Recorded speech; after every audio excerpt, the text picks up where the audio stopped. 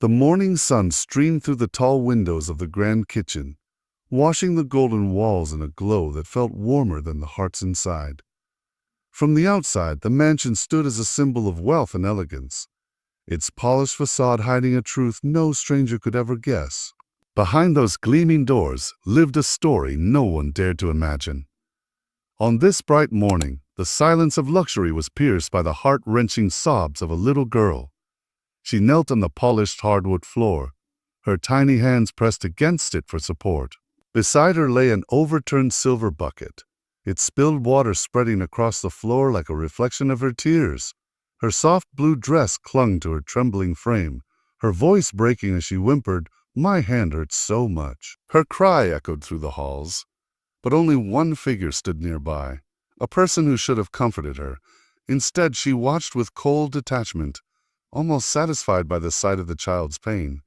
And then, footsteps approached from the doorway. The master of the house was about to enter, unaware that what he would see next would change the course of their lives forever. If you believe in kindness, second chances, and the power of compassion to heal even the deepest wounds, please take a moment to like this video, subscribe to Kindness Corner, and share your thoughts below. Every story we tell carries a reminder. Love and empathy are never wasted. The little girl was just 7 years old, but she already understood too much about pain and loneliness. Though her father was a millionaire, respected in boardrooms and admired by strangers, she lived as a shadow in her own home. Her mother had passed away years ago, leaving a void money could never fill. Into that void stepped another woman, a stepmother draped in jewels, gowns, and false smiles. To outsiders she appeared flawless, charming, generous, even loving, but behind closed doors her true nature surfaced. Chores piled onto the small shoulders of the little girl. Every mistake brought scolding. Every misstep met with punishments no child should endure. That morning, as she scrubbed the floor, she slipped. Her hand struck the sharp edge of broken glass, and her tears flowed, not only from the pain of the cut, but from the ache of having no one to hold her, no one to tell her it would be okay. The mansion's opulence could not hide the sound of her cries. Her father, returning from an early meeting, stepped through the doorway, leather briefcase in hand.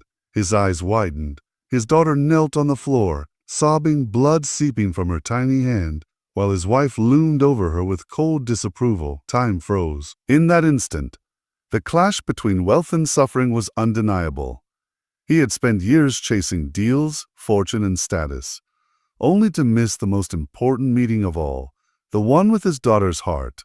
For her life before this moment had been a chain of endless lonely days. She scrubbed floors, polished silver, and carried burdens far heavier than any child should bear.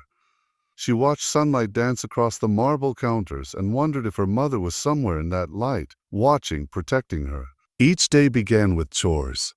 Each night ended with muffled sobs pressed into her pillow.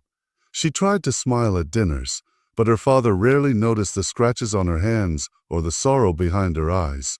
He believed that providing luxury was enough, but all she wanted was love. Her pain grew with each passing day. She felt invisible, unheard, unloved. Still she clung to hope. That morning when the bucket slipped and glass shattered, it was as though the universe itself whispered enough. Her cries grew louder, echoing through the grand hallways until they reached the one man who could finally make a difference. As his footsteps neared, destiny shifted. His wife quickly straightened her posture, masking her cruelty behind a facade of false concern. But the sight of his daughter's blood cut through every excuse and every illusion. The empire he had built suddenly felt meaningless compared to the fragile little girl trembling before him. "My hand, it hurts," she sobbed. Her words struck him like an unshakable melody. He stood frozen in the doorway, sunlight spilling in behind him, yet unable to chase away the shadows in the room. Her sobs cracked something deep within him, something buried long ago in the pursuit of wealth and success. Memories of his late wife flooded back, the woman who once held their baby in her arms and whispered, "She's our greatest blessing. Promise me you'll always protect her." Somewhere along the way, he had broken that promise. For years, he believed that wealth could shield her from hurt. But there she was, dressed in a faded gown, kneeling like a servant in her own home. His gaze shifted to the woman standing nearby.